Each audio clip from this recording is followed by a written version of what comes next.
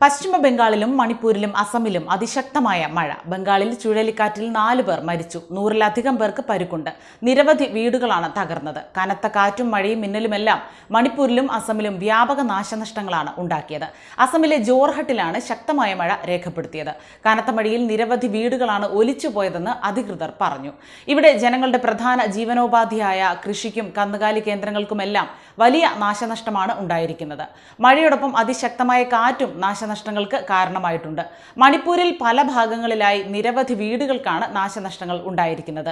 തോബലിലെ സപാം ലേക്കായി കോങ്ജോം ഗ്രാമങ്ങളിലെ കെട്ടിടങ്ങൾക്കും കാർഷിക വിളകൾക്കുമാണ് വലിയ നാശനഷ്ടമുണ്ടായതെന്ന് ANI റിപ്പോർട്ട് ചെയ്തു. ഇതിന്റെ ദൃശ്യങ്ങളും വാർത്താ ഏജൻസി ട്വീറ്റ് ചെയ്തിട്ടുണ്ട്. ദിവസങ്ങൾക്ക് മുമ്പാണ് മണിപ്പൂരിലെ സേനാപതി ജില്ലയിൽ കൊടുങ്കാറ്റ് വീശിയത്. കൃഷിനാശവും വീടിന് നാശനഷ്ടവുമെല്ലാം ഇതേ തുടർന്ന് ഉണ്ടായിരുന്നു. 40ഓളം വീടുകളാണ് അന്ന് തകർന്ന് തരിപ്പണമായത്. 5 സ്ത്രീകൾക്കും പരുക്കേറ്റിരുന്നു.